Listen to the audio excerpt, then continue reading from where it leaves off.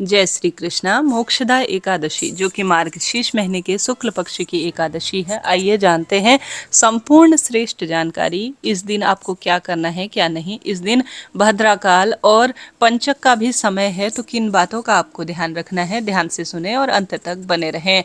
आप जानते होंगे यह एकादशी गीता जयंती के रूप में भी जानी जाती है, क्योंकि इस दिन श्रीमद् भगवद गीता का ज्ञान भगवान श्री कृष्ण ने अर्जुन को महाभारत के युद्ध के दौरान दिया था। तो यह दिन अपने आप में सर्वश्रेष्ठ रूप में जाना जाता है। इस बार दुविधा की स्थिति है कि व्रत करना कब ठीक रहेगा, साथ ही कुछ उपायों की भी जानकारी लेंगे, बस आप अंत तक बने रहिएगा।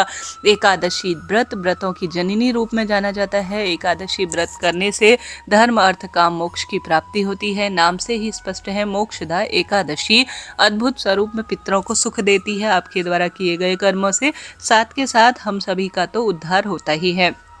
इस दिन से अगर आप एकादशी व्रत शुरू करना चाहते हैं तो शुक्ल पक्ष का बहुत अच्छा समय चल रहा है, आप निश्चित रूप से एकादशी व्रत शुरू कर सकते हैं। अब आप सभी को अपनी दिनचर्या कैसे रखनी है, कि नियमों का और कुछ गलती बिल्कुल नहीं करनी। सबसे पहले गलती, आप सभी को जब मोक्षदा एकादशी का दिन रहेगा तो साबुन शैम्पू बालों में नहीं लगाना है, क्योंकि भारी केमिकल युक्त साबुन शैम्पू है, जिस कारण से आपका व्रत, क्योंकि व्रत में सात्विक चीज़ों के सेवन और प्रयोग की जो है विशेष नियम को मान्यता दी गई है। तो एक दिन पहले आप साबुन शैम्पू से बाल धो लीजिए। एकादशी के दिन सामान्य आप बालों को धो सकते हैं।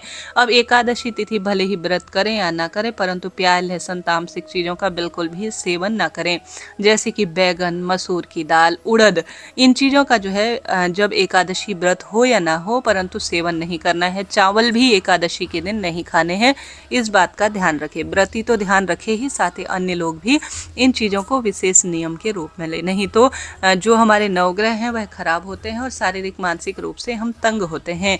इन चीज़ों का ध्यान रखें। और तुलसी का पत्ता एकादशी तिथि शुरू होने से लेकर समापन तक नहीं तोड़नी है। तुलसी में जल नहीं चढ़ाना है। सामान्य सरल तरीके से तुलसी माता की जय कहते हुए आपको दीपदान ही करना है, यही पर्याप्त रहता है। तो कम से कम इन नियमों का ध्यान रखें। साथ ही एकादशी पर डीप क्लीनिंग नहीं करनी है, किसी पेड़ की पत्ती ना टूटे, भूमि ना खोदना हो, इस बात का भी आप ध्यान रखते हैं तो अति उत्तम इसका परिणाम मिलता है। एकादशी तिथि इस बार कब से शुरू है?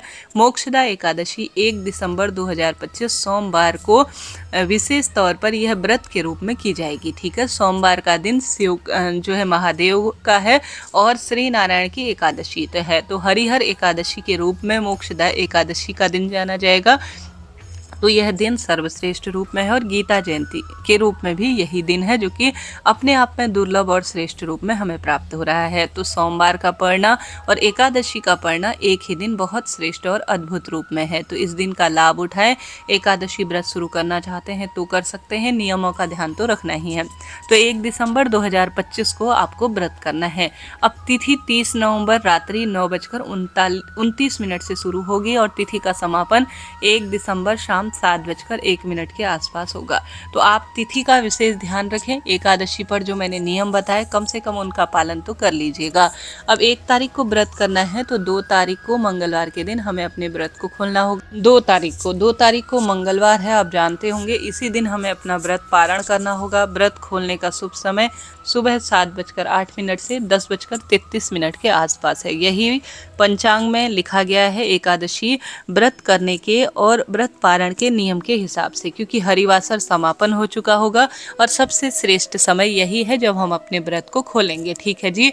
हमेशा द्वादशी मिश्रित एकादशी सर्वश्रेष्ठ मानी जाती है, दशमी युक्त एकादशी उतनी शुभ नहीं होती। तो द्वादशी मिश्रित एकादशी हमें इस बार 1 दिसंबर 2025 को ही प्राप्त हो रही है। इसी दिन आप व्रत करें और 2 दिसंबर मंगलवार को जो मैंने शुभ समय बताया उस समय अपने व्रत को खोलिएगा। अब 1 दिसंबर सोमवार के दिन ब्रह्म मुहूर्त का समय सुबह 5:08 से 6:02 के आसपास रहने वाला है। सूर्य उदय का समय सुबह 6:56 से 6:56 तक है। प्रातःकाल पूजा का शुभ समय सुबह 5:35 से 6:56 के आसपास है। सूर्यास्त शाम 5:24 के आसपास होगा।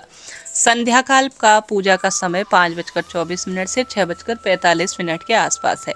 किसी श्रेष्ठ और नए शुभ काम की शुरुआत करना चाहते हैं तो अभिजीत मुहूर्त सुबह 11:49 से 12:21 31 तक रहने वाला है। अन्य शुभ मुहूर्त की जानकारी मैंने स्क्रीन पर दी हुई है। अब आपके प्रश्न आते हैं कि दीदी इस दिन भद्रा का साया है सुबह से लेकर शाम तक, तो क्या हम व्रत, उपवास, पूजा पाठ या किसी कार्य की शुरुआत के नियम का पालन करें या नहीं, और पंचक है तो किन नियमों का ध्यान रखें। देखिए, पंचक तो अशुभ पंचक है ही नहीं।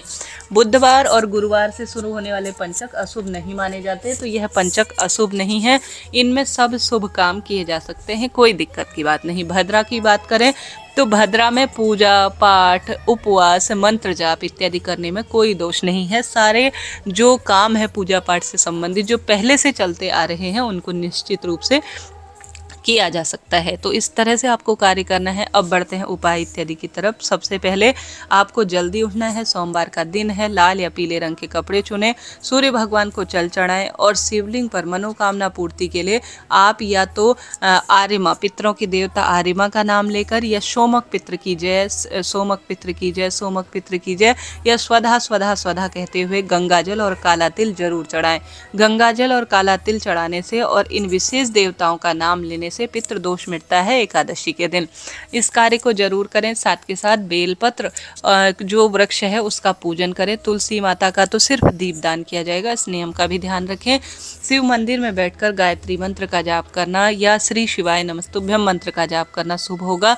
इसके साथ ही आप अपने घर पर उपाय के रूप में शंख में कच्चा दूध भरकर और साथ के साथ तुलसी पत्र रखकर ओम नमो भगवते वासुदेवाय महामंत्र का जाप करते हुए सुंदर रूप में श्री नारायण के विग्रह स्वरूप को स्नान कराएं। उसके बाद तुलसी की लकड़ी को घिसकर हरी चंदन बनाकर, अगर श्री नारायण के विग्रह स्वरूप को सुंदर श्रृंगारित किया जाता है तुलसी की लकड़ी का जो चंदन होता है उससे, जिसे हरी चंदन कहा जाता है, तो यह मनोकामना पूर्ति का सबसे श्रेष्ठ उपाय है। इससे श्री नारायण बहुत प्रसन्न होते हैं।